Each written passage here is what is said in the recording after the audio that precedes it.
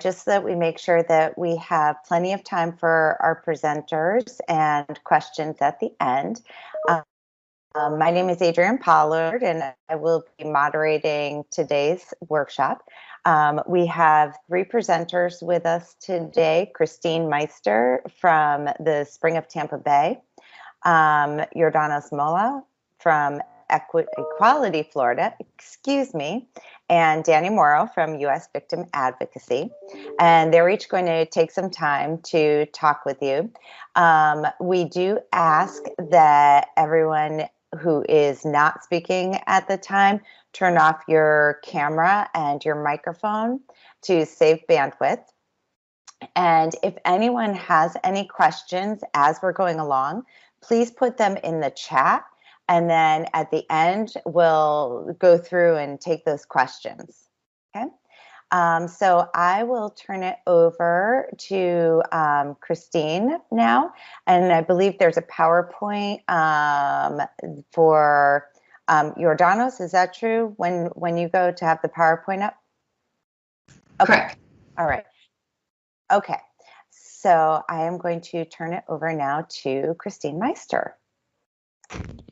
So wonderful, everyone. Thank you so much for having me. Again, my name is Christine. I use she, her pronouns, and I'm the prevention team manager at the Spring of Tampa Bay.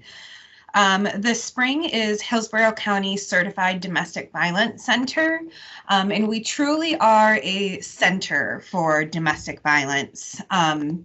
A lot of people know us, or when they think of the Spring, they think of our emergency shelter, which we have for survivors of domestic violence. Anybody can stay in our shelter regardless of gender or sexual orientation. So that's often a big misconception, is that we are a center that is only for women, but we do serve all folks regardless of gender. We also run the county's 24-hour domestic violence hotline. And so that's going to be our gateway into all of our services. There is typically an advocate who is available to speak, to share information about domestic violence, to safety plan with survivors, or oftentimes they provide support to family members and friends who are calling to ask for information and to learn about ways that they can help support the survivors that are in their family.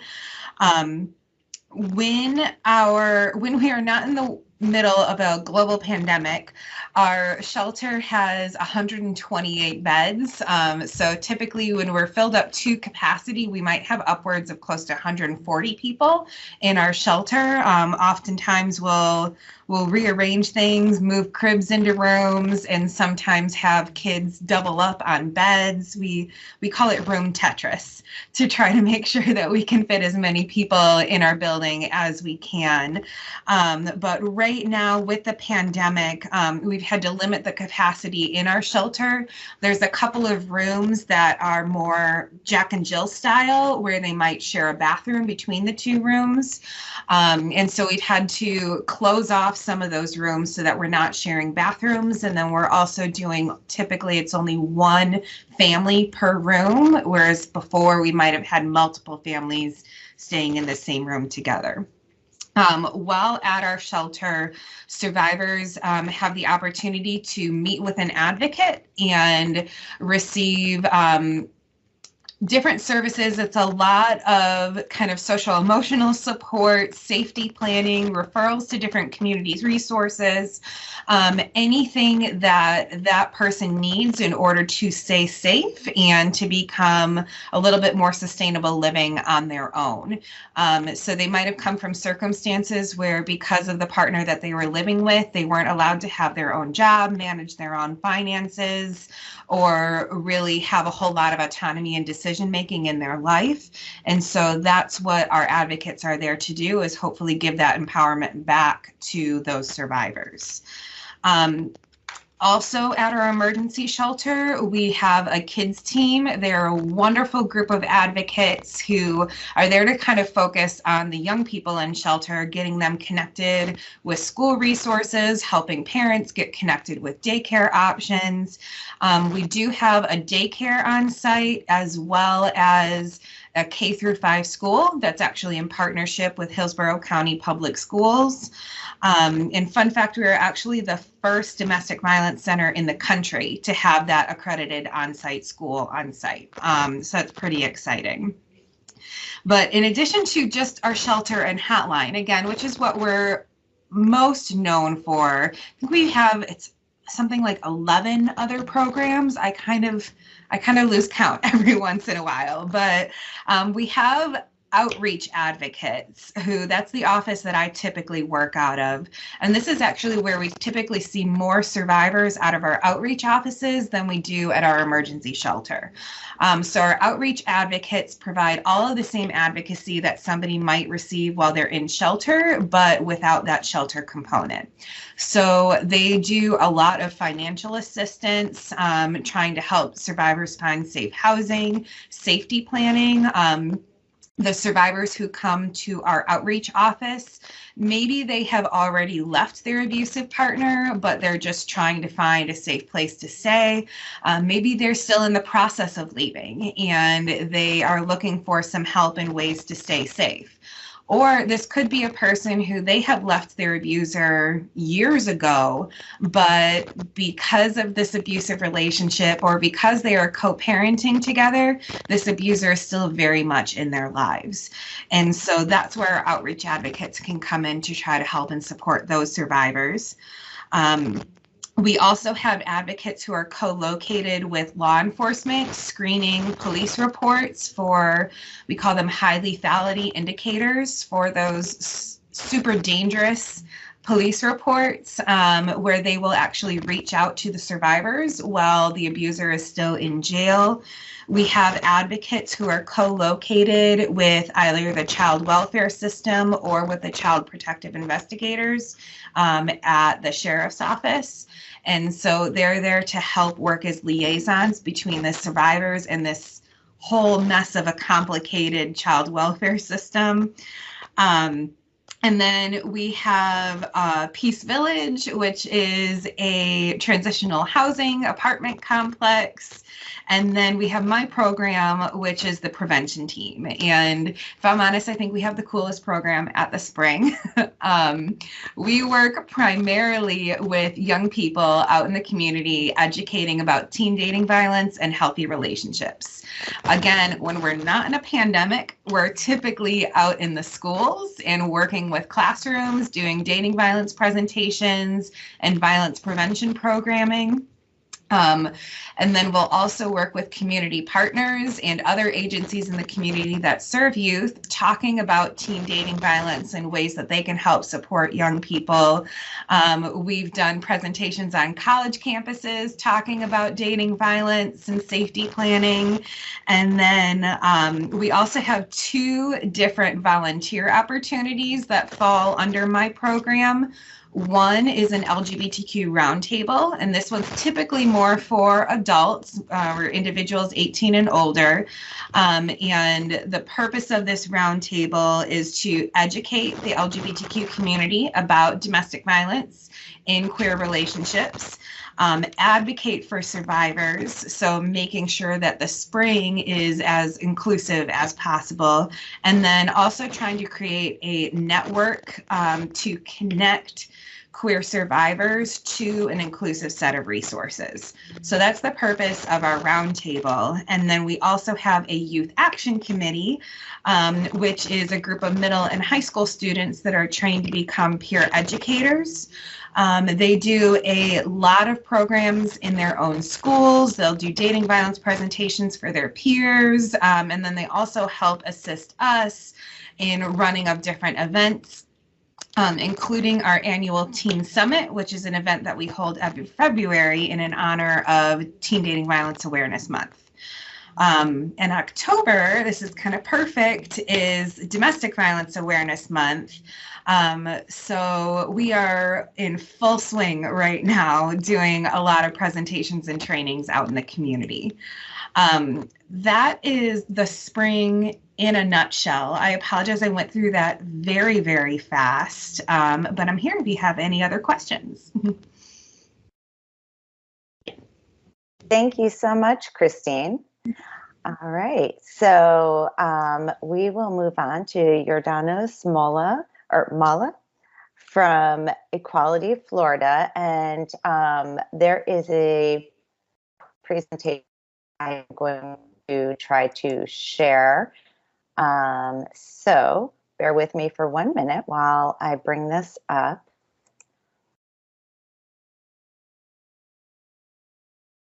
Okay, I'm going to try to share my screen.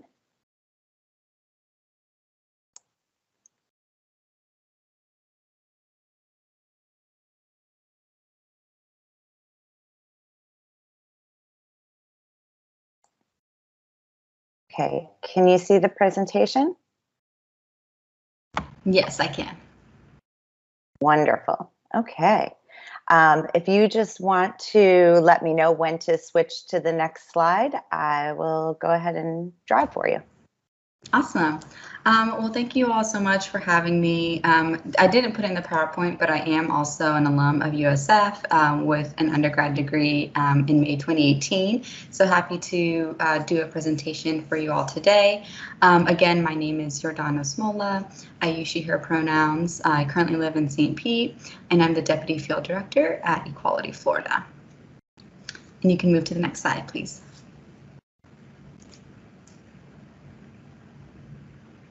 So this is just a background information on what is Equality Florida and what our work is. So we are the largest LGBTQ civil rights organization in Florida, and we do cover both C3 and C4 spaces. So we're able to do work in the nonprofit space, but also work in C4 when it comes to elections and also advocating for specific bills. So we were founded in the 1990s, so we're coming up on our 25th anniversary soon.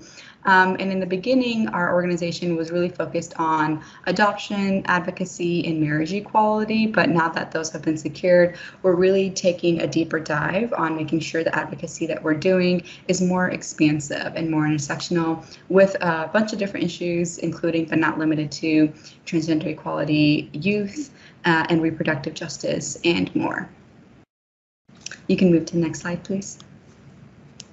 So here's just an overview of the different programs that our organization holds. One example is the Equality Means Business program that's led by our program director, Renee Cantu. And so basically this program is getting small businesses and corporations to support LGBTQ non-discrimination protections vocally. So this could look at a lot of different ways. This could look at joining them in our meetings when it comes to advocating for specific bills on the state level or on the federal level, and even implementing their own policies. So businesses really want to be more competitive, and being more competitive is offering benefits and policies that help LGBTQ employees in their own businesses. In HIV advocacy, one of the issues here is modernizing HIV laws. So HIV is still criminalized in Florida law. And so a lot of this work is held in our Lobby Days program, where we're advocating to change laws, and also including important HIV medication to expand access, so everyone's able to gain access and medical supplies there. In the field and public policy field, that's where I will be talking more about, since that's where my department is held. Most of our things that are held in the field and public policy space is recruiting volunteers for any events or days of action that we might be holding, and also retaining volunteers. We do partly election work. So specifically, that's in our PAC, which is our Political Action Committee. That's more in the C4 space. So that could look like endorsing pro-equality candidates and LGBTQ candidates, both on the local level and the state level. We also have our annual Lobby Days program, where we usually drive to Tallahassee in the capital in January for a few days to advocate for specific bills to state lawmakers. And also causes and comments. So here we do a lot of work in the reproductive justice space that I especially work with, and also with gun violence prevention in a lot of our programming. Another department is the Safe and Healthy Schools program, and this is really vital for LGBTQ youth, anywhere from elementary school to high school. So we have our Safe and Healthy Schools program do special trainings with any school officials. So this could be superintendents, principals, teachers, admin staff, etc., to educate them on doing more inclusive LGBTQ policies at their schools. And they also provide resources to gay and straight alliances like clubs at these high schools, and also providing resources like mental health resources, anti-bullying resources to LGBTQ students. And then the last program in our department or in our organization is Transaction. And so basically this is focused on transgender equality for trans youth especially, and for the non-binary community. It's not limited to youth, but a lot of our work is focused on youth just because they are a vulnerable community. So this can look like our TALA program, and this is basically a program for youth to learn how to become activists and do trainings. And then once they're in their program, they can graduate from the program and then learn or use the skills that they've learned in the advocacy space in the future. And this also, in our Transaction, we also do a lot of lobbying for specific bills as well. And then you can go to next slide, please. So I'm going to talk a little bit more about the field department, which is the department that I work in as the deputy field director, and just included some photos here. So again, like I said in the previous slide, we do a lot of volunteer recruitment. So we do volunteer recruitment for events such as lobby days, any Pride programs that we'll be involved in, like Pride events. We were involved in the Tampa Bay Pride that happened earlier this year, I believe in May. And also our Equality Captain program, where these are like our superstar volunteers that really want to do monthly events and do monthly work with us. And so we always try to make this recruitment a little bit more expansive and more diverse, not just in age or gender or race, but also geographically, and try to expand to more rural areas as well, so we can cover as much as the state as we can. We also do a lot of coalition building throughout the department. So other nonprofit organizations, other C4 organizations, specifically LGBTQ focused, but not limited. We do a lot of progressive coalition building with other organizations like-minded, such as Progress Florida, Planned Parenthood, and a couple other organizations. And we also try to do coalition building with colleges. So for anything C3 related that colleges are able to be a part of, like for example, last year we worked with the Office of Multicultural Affairs at USF in September to do nonpartisan Get Out the Vote. And so that was really cool to have voter engagement with the students at USF and to provide an opportunity for them to get involved. We also do activist trainings, and the election work I kind of spoke a little bit about, but election work happens annually depending on what elections are happening, whether that's on the local level, the state level, or even the federal level. We also host annual activist trainings. We're actually doing them this month and next month as well. So these are basically trainings for either volunteers or individuals who have heard of our organization, or really it's open to anyone in the community that is interested in learning more about our advocacy work and want to learn how to be an activist. And so we'll host these types of trainings, and I think I have an RSVP link at the end of the slideshow if you want to get more involved, and basically provide tools and resources for you to be able to do that advocacy work. And then lobby days is another thing that Field holds. So this is something we work with the Public Policy Department, which is a separate department, but we work very closely with public policy. And so we're more so focused not on doing the research for policies, but more so doing the recruitment for volunteers to go to lobby days. And so here we'll do a lot of recruiting for the coalitions that we have built with other like-minded organizations, and also just personal networking to do recruitment for lobby days. And so this year we actually changed our program from, instead of 2 days in January, it was a multi-month program from February to April, and it was virtual because of COVID. And so this was the first time this year, first time we're doing it virtually.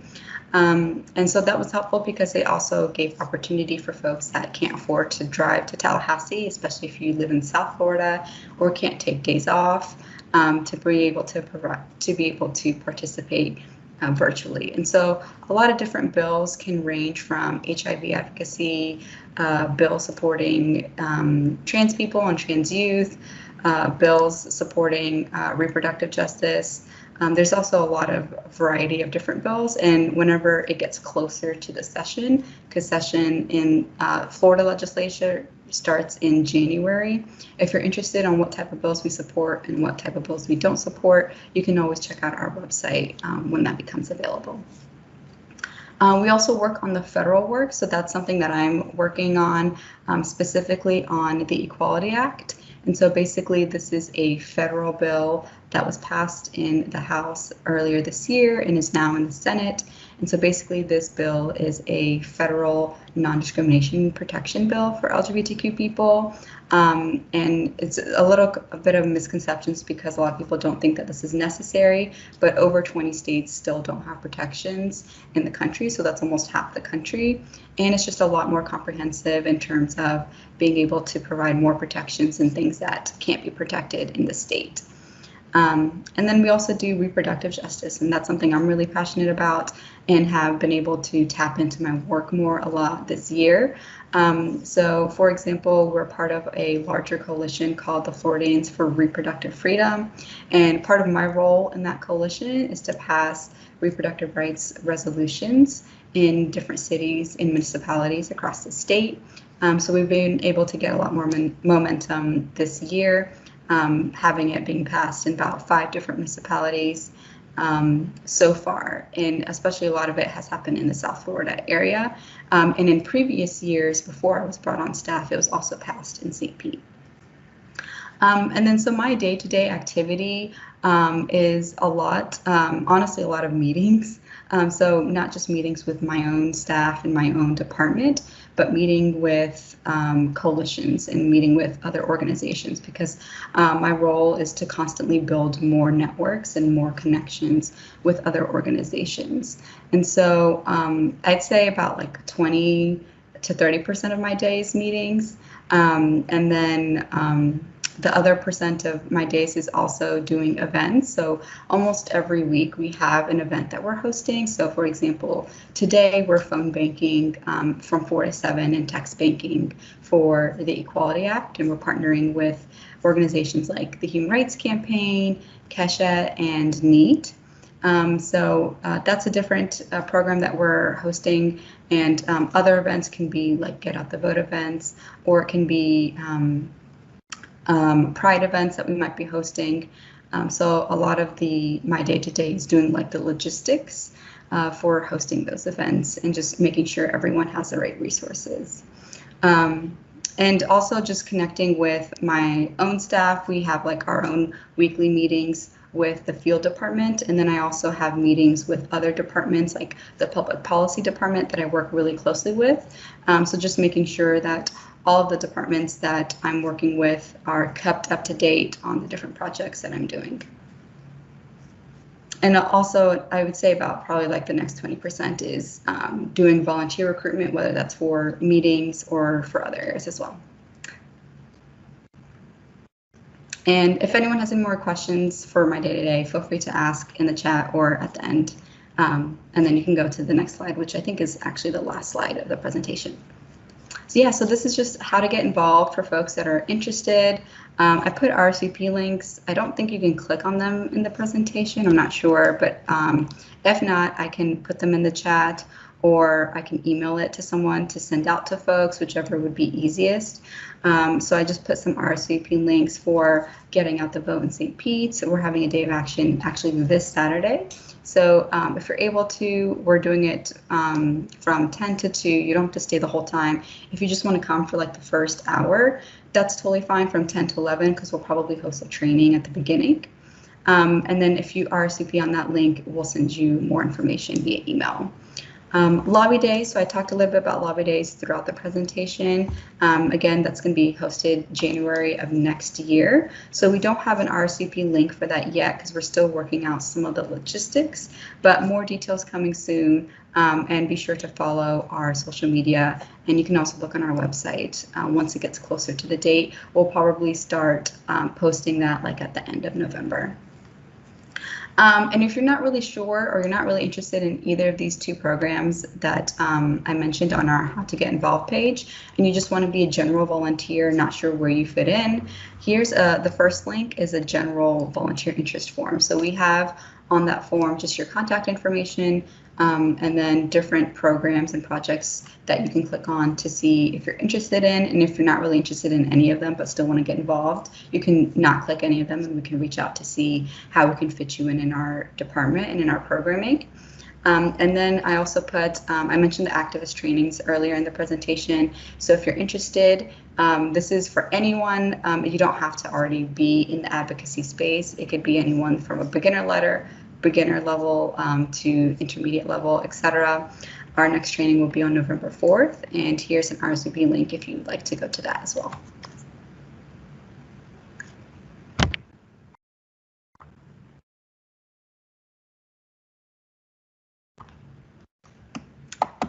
So I see a question in the chat. Should I answer that now, or is there going to be time after everyone presented for questions? Yeah, we're going to field questions after everyone is presented. So we're going to move on now to Danny Morrow from US Victim Advocacy, and just continue putting questions in the chat. Hi, good morning, everyone. Thank you so much for having me. It's a pleasure learning from other colleagues and the wonderful work that they're doing. Like Adrienne said, my name is Danny. I use she, her pronouns, and I am the Violence Prevention Program Manager in the Center for Victim Advocacy and Violence Prevention on the USF Tampa campus. If you're not familiar with us, we provide free and confidential services to USF students, faculty, and staff who've experienced any and all forms of crime, violence, or trauma, either recently or in the past on or off campus. So we serve all crimes. We kind of have two sectors to our office. We have our victim advocacy side, which Megan Jeremiah oversees, and then we have violence prevention, which I oversee. We're actually located in two different areas on campus, but we share a conjoining conference room, which is really nice. So we work very closely together. So I'll start by talking about our victim advocacy services. Our victim advocacy services are 24/7. We do serve all crimes. However, the majority of crimes that we do see are sexual harassment related. So this is anything from sexual battery, which is the legal term for rape in Florida, to dating violence, domestic violence, and stalking. We also serve things like identity theft, cyber crimes, gun violence, secondary victimization, hate crimes, etc.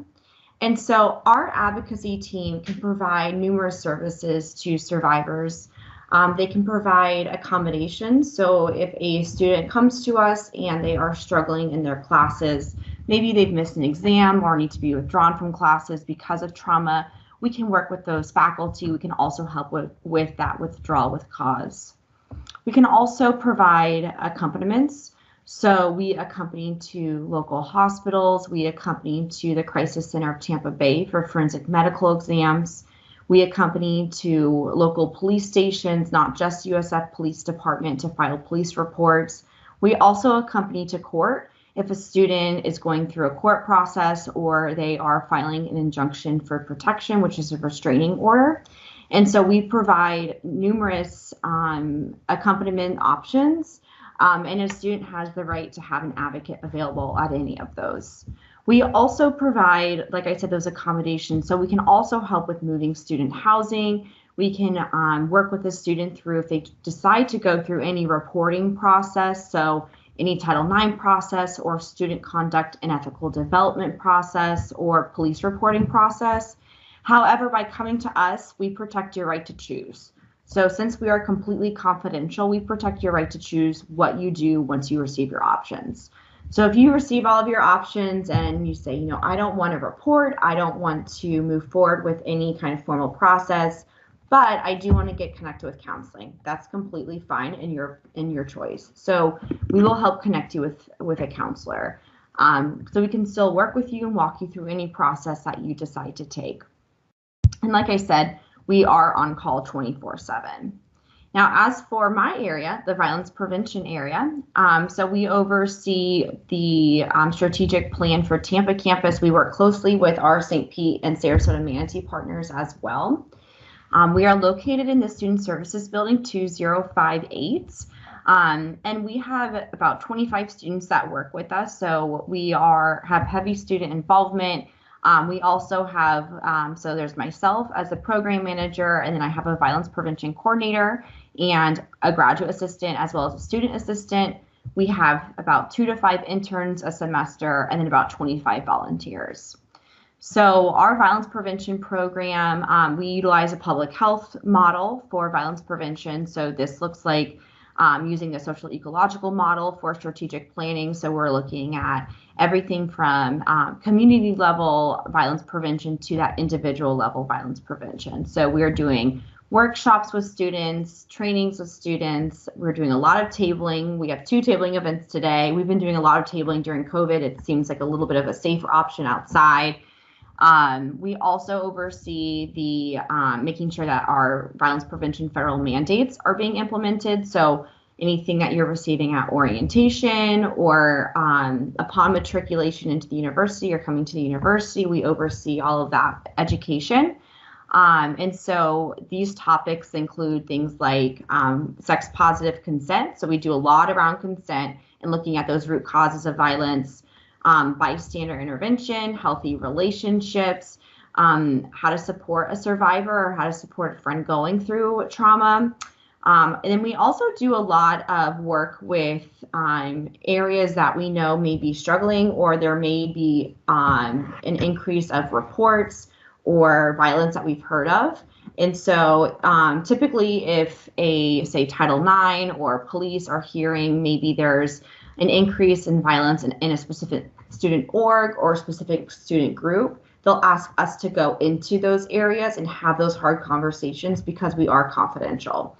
And of course, we always have an advocate available to them during those. And so we work a lot with, athletics for NCAA guidelines. We work a lot with fraternity and sorority life, a lot with student orgs, which has been a great experience.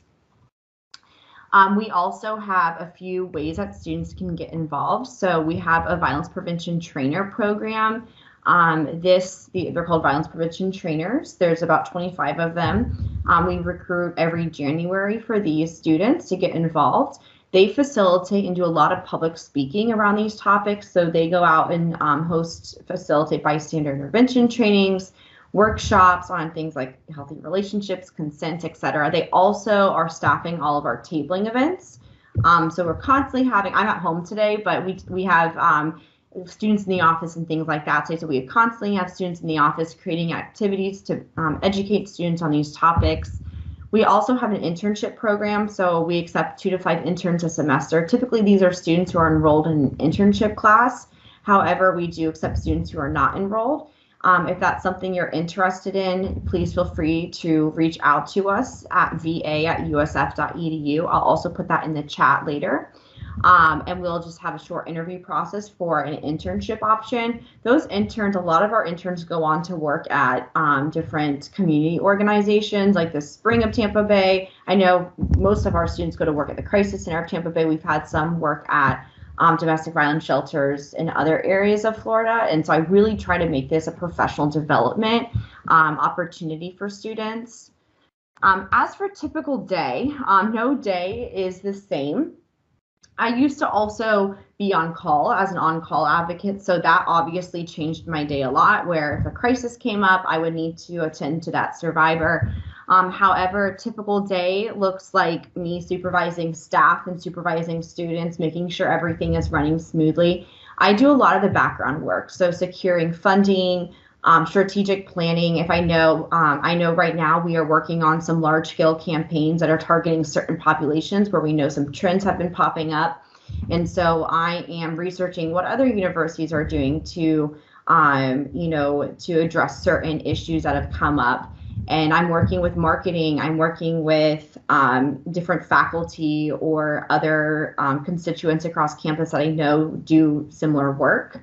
I also do evaluation, so I'm making sure that our programs are running smoothly. I'm making sure they're having the impact that we're wanting them to have.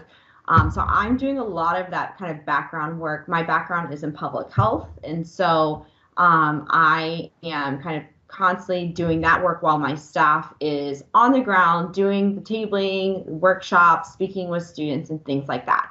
I also still do a lot of those hard conversations with student groups. I enjoy doing that a lot. I enjoy looking at those root causes of violence and really having those hard conversations with student groups and seeing what's going on and seeing what we can do moving forward to lessen that risk of harm in that community. And then how to get involved, like I said, or how I get involved. I facilitate a few committees. So like I believe Christine mentioned, like she said, it was Domestic Violence Awareness Month. So we have a Relationship Violence Awareness Month committee that I chair, where we bring in different campus partners on all 3 campuses to develop all the programming for the month. If you're interested, you can scan this QR code. And then I also chair a Sexual Assault Awareness Month committee for April, where we plan all of the April programming. I also am on the exec board for the CCRT, our Coordinated Community Response Team for power-based and gender-based violence on campus. And then I also sit on other committees such as the AOD Council, the Alcohol and Other Drug Council, and wherever there's really intersections with power-based, gender-based violence, I typically am on those committees and working with other colleagues across campus. And then I really work to bring people together to increase capacity. So I'm typically sitting in a lot of meetings during the day, trying to spread awareness about violence prevention. When I came to campus about 4.5 years ago, the job that I was in was a brand new position. And so a lot of what we have, I had to develop 4.5 years ago. And so it's been building that up over time. And so I'm really trying to increase that capacity by getting other faculty and staff involved in the movement to end violence. How students can get involved, like I said, we have that trainer program. We're actually in the middle of creating another volunteer program that's more related to general activism in this movement in violence, not just focused in supporting our office, but supporting violence prevention in general. And then we have our internship program. So we have a lot of students in psychology, criminology, women's and gender studies, public health, and we also have had students really across varying degrees that just are passionate about this topic and want to get involved. And so our interns devote about 10 to 20 hours with us a week, and it's a very involved internship. There's a lot of training involved in it and a lot of hands-on activity. And so it's a really great experience. I think I covered everything, and I tried to do it really quickly. So that's all I have, Adrian. Great. Thank you so much, Danny. All right, so we're going to go into some questions. So maybe if our panelists can all just put your cameras back on. And so the first question that we have is, this was posted during Equality Florida. So, you know, maybe Jordanos, if you can field this question first, but then it would probably be interesting for Danielle and Christine to answer for their organizations as well. So she asked, is this something, or excuse me, I should say, they asked, is this something I can do with a major in women's studies? I would love to work in this field, but I'm not sure if I have the right major. Yeah, that's a great question. So actually I had a double major in WGS, coincidentally. So I did a double major in international studies and women's gender studies at USF. So this is definitely something you can do. That's actually how I got started with the organization. I knew the organization as an intern. And so with WGS, I wanted to do an internship with the department. And so I was working with one of the WGS professors to help me apply for internships, and one of the internships was Equality Florida, and they were hiring for interns. And so I actually was an intern and then became a fellow for about 9 months in total. And so that's how I really got started in the field. But you don't have to be a women and gender studies major to do this work. Anyone can do it.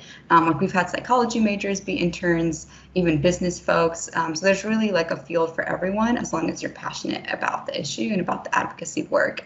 And I think that's something that I really stressed out about. I was also graduating early, so I felt like I needed a plan. And then kind of did grad school because I didn't really know what I wanted to do for work. But I also really wanted to do schooling. And so that's something I was worried about in terms of making sure I picked the right major. And so I ended up doing grad school in human rights, and also took WGS classes in grad school that just kind of reaffirmed that this is what I wanted to do. So I would say like the best advice is to not worry so much about having the right major, but making sure that whatever you pick is something you're passionate about, and you can always tailor your major. I know people with WGS majors that went into real estate, that went into teaching, that went into victim advocacy. So there's a lot of different places and fields that you can go in with the major, so you don't feel like you have to be put in a box.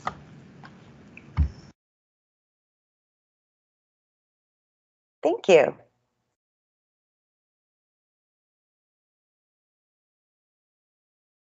I can kind of jump in there too. So I'm one of the hiring managers for the spring, and I would say that the majority of people who come in our doors do have either women's studies, public health, social work, backgrounds, mostly because a lot of the positions that we're hiring for are technically social work type positions. But that being said, we're looking at a lot more than just what you majored in. It's also what your interests are and what type of volunteer opportunities somebody has had, even some of those transferable skills from other groups, like somebody who has been a cashier or a barista or something like that is going to have some interpersonal skills that are going to be very transferable to the world of social work. And so I remember we were looking at a resume for somebody the other day, and one of the other hiring managers was like, well, they've got an engineering background. What does that have to do with the spring and our work here? And I looked at them and I was like, my undergrad is in human biology, right?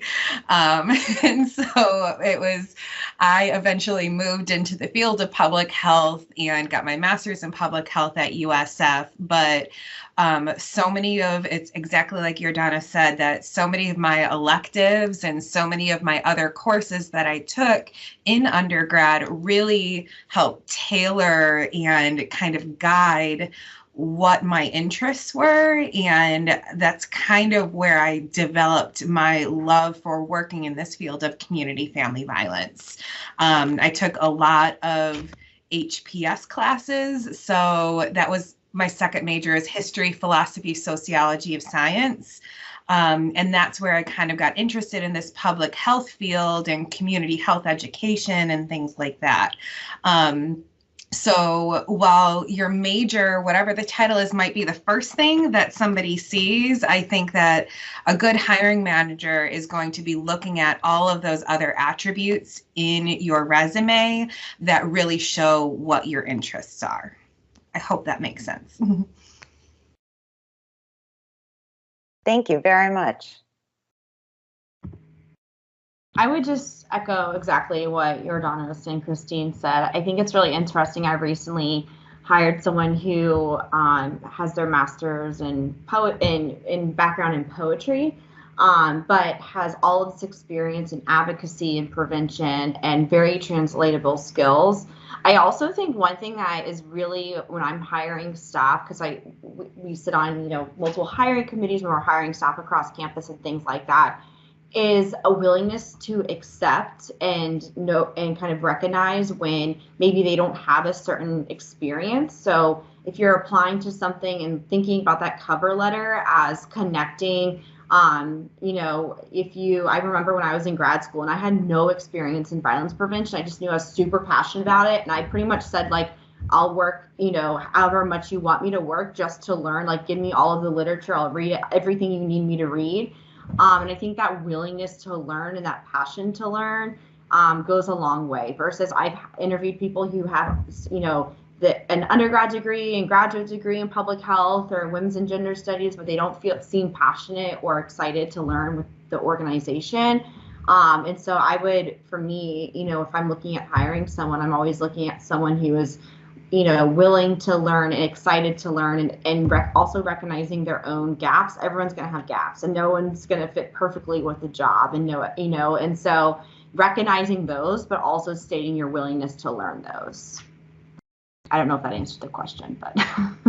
Yeah, thank you so much. And that kind of transitions into another question related to outside of major. What sort of experiences were beneficial for you when you got into this type of work?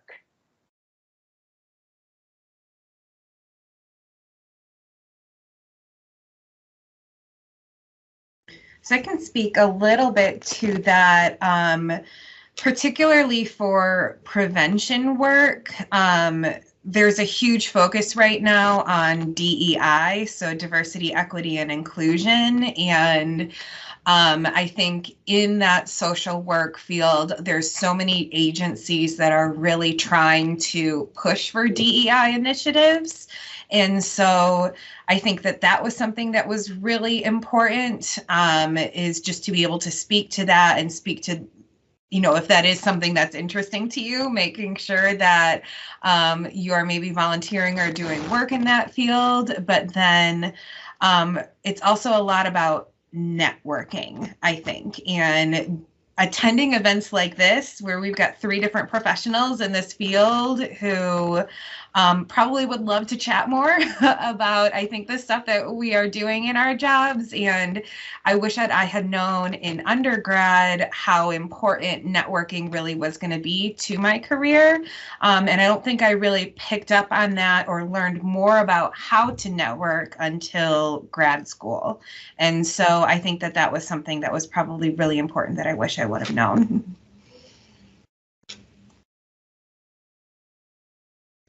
I would just add on that real quick. One thing that I found really, really helpful, and honestly what has helped me with finding jobs, is that networking component, which, like, I'll be the first to say, like, I cannot do small talk, and I really dislike, I'm a huge introvert, and I really dislike networking. It makes me really anxious. But when I was in grad school, I just forced myself to do it. And one piece of advice I got when I was in grad school, that is something I always talk to my students about when they're looking for jobs, is when you're applying for jobs, reach out to your mentors and your connections that you already have and see if they know anyone in that organization. I've had people send emails, because what I'll do, or what I did, you know, when even looking for this job at USF, is I had a previous director that knew the director. Like, they met once, and I asked if she wouldn't mind emailing and just putting in a quick good word, you know, and I received those emails as a hiring manager or on hiring committees of, like, hey, so I worked with so-and-so, they're great. Just, like, seeing that name again and knowing that, like, someone can vouch for them that you know is really, really helpful. And so that's something I do for my students, even if I know they're applying somewhere and it's a student that I really trust and has really succeeded, I will, you know, just quickly email a contact I know in that organization. And so that's something that can be really helpful. And I just wanted to add that really any experience is good experience, whether that's a volunteer experience or internship. So I did an internship with the organization, and that was really helpful. I just think, like, getting into the daily work of whatever the work that the organization is doing is really helpful. So that way, you know, long term, is this something I actually want to do? Because there's always a difference between, like, seeing an organization on social media and then, like, doing the actual work and realizing maybe that's not what I want to do and want to pivot. So just try to do as many, like, volunteer experiences in different fields, and then see whichever one that you feel drawn to. Thank you, everyone. So a question for all of you is, What's one thing that surprised you when you started in either your current role or with the organization that you're with? I have one that just like is, I'm sorry, my dog's really obnoxiously drinking water in the background. I think the bureaucracy and working with higher administration. I came from a private university that I worked at previously, and it was similar, right? But I think that's something that, especially in my role now, I'm, sitting in leadership committees and involved in having to work through some really difficult conversations and difficult issues that arise. I think just learning, one thing that has really helped me is honestly, I facilitate trauma-informed care trainings and recognize, and like those, whether it's meditation or grounding exercises, for me, that's been really helpful in navigating bureaucracy, because it can be, that's something that I didn't expect in this world of violence prevention, right? I expected everyone to be on board and everyone thinks this is an important issue, and that's typically not the case. Our university is really supportive, but every once in a while you meet people, whether that's a community partner or a campus partner that's not on board or maybe says something harmful or whatever that might be, and having to navigate that. That's something that I didn't expect as much, and I think as you move up, or whatever that looks like for you in an organization, you deal more and more with that. That's just something I wasn't, it was surprising to me.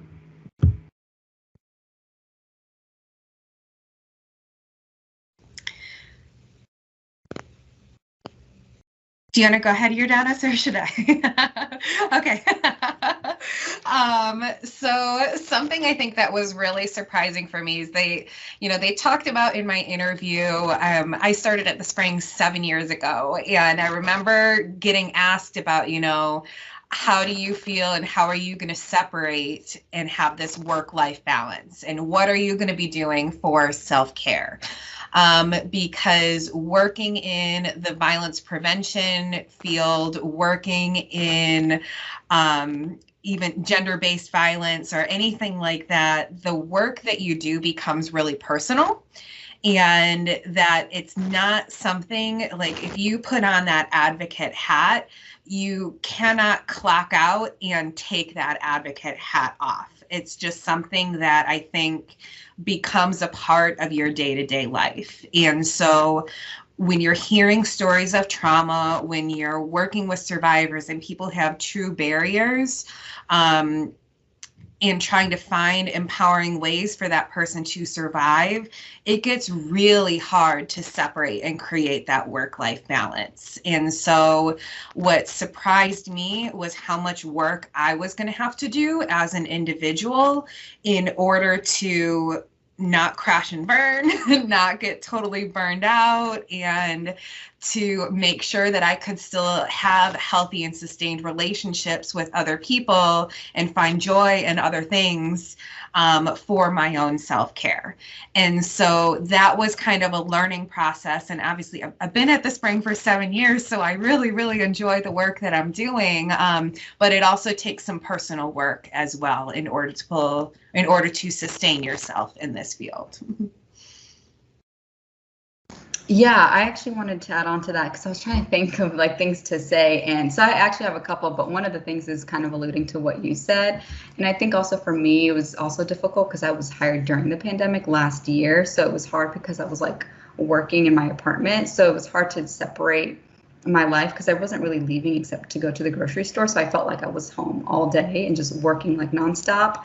So one of that was we also have to work on weekends some days and weeknights. And so it's hard to separate, like, because you feel like you're always working. It's not necessarily always a 9-to-5 typical job. Most days we do work within those hours, but there are some weeks where we have to work on the weekends, and then we'll just get compensated like the next week after that to have a day off. So it does balance out, but it does have that feeling that you feel like you're working all the time. And so I just had to be like more intentional about boundaries, whether that's like starting the day later because I know I'm going to work later, so I'm still like keeping the same amount of hours, or like taking specific breaks. Or I do also walks around my apartments because it's actually like pretty naturey scenery, so that's been helpful if I feel like I'm trapped in my apartment.